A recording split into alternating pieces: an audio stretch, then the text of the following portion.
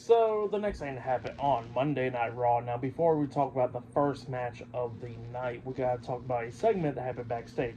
So yeah, we see the World Tag Team Champions Finn Balor and JD McDonough talking backstage to Carlito and Dominic Mysterio and the WWE Women's World Champion Liv Morgan and Raquel Rodriguez, the Judgment Day. So yeah, they was all talking backstage.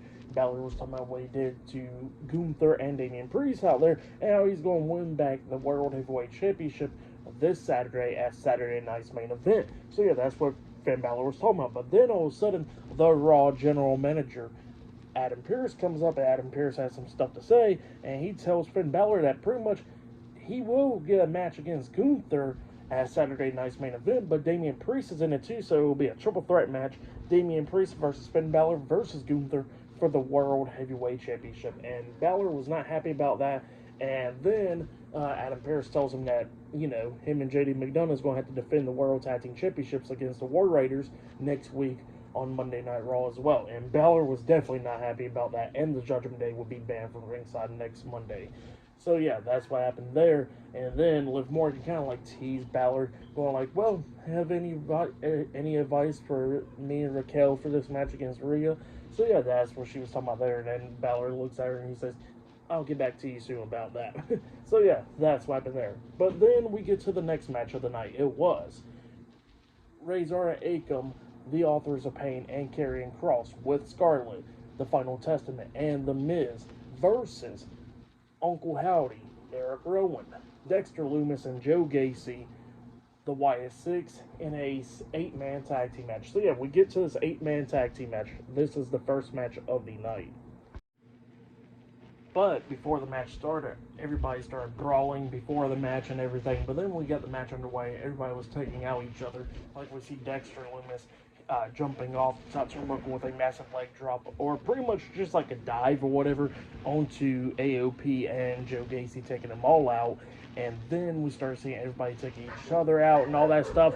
And then, so yeah, then we get to Uncle Howdy trying to hit the Sister Abigail onto Karrion Kross up until Miz hits him in the back, and then Miz kind of rolled out the ring, and then he started laughing and stuff. And then that's when Uncle Howdy comes up from behind Miz, grabbing him right there at ringside, locking on the mandible claw, up until all of a sudden we see Paul Ellering make his return tonight, throwing in powder into Uncle Howdy's face, and Uncle Howdy finally let go of the Miz. And then that's when Karrion Kross picks up Uncle Howdy, hitting the final prayer onto him, pinning him for the 1, 2, 3. But yeah, the Final Testament and The Miz defeated the Wyatt Six tonight in the 8-man tag team match. And actually, before all that other stuff went down, we did see Scarlett try to interfere and stuff. And yeah, we see Nikki Cross came up and jumping off the steel steps onto her, taking her out. And then that's when the referee was distracted and all that stuff because of that. And that's when Paul Ellering returned through the powder into Uncle Howdy's face, and that's why he didn't get disqualified. But yeah, that's what happened there. Great match though. For that match, I'll give it 3 stars. That's why I'll give it. And it was crazy that the Final Testament actually picked up a win now. But yeah, then after that we see Jackie Redman having a sit-down interview with CM Punk, and CM Punk pretty much says that he don't understand why Seth Rollins is going after him and all that stuff, why Seth Rollins is upset with him, because he says that he don't even hate Seth Rollins, and he says that him and Seth Rollins had passed for so long and all that stuff, before he left WWE and all that stuff. And then he says that he remembers a 16-year-old Seth Rollins coming up asking advice to him years ago and all that, and now randomly Seth Rollins hates him and everything, and he says that he's just bitter and all that, because he says that he came back and Seth Rollins had to say, oh, why the star is here. So yeah, that's what CM Punk was saying. Pretty good promo from Punk right there. But yeah, I'll see you guys later until the next thing happens on Monday Night Raw. I'll see you guys later. Till then.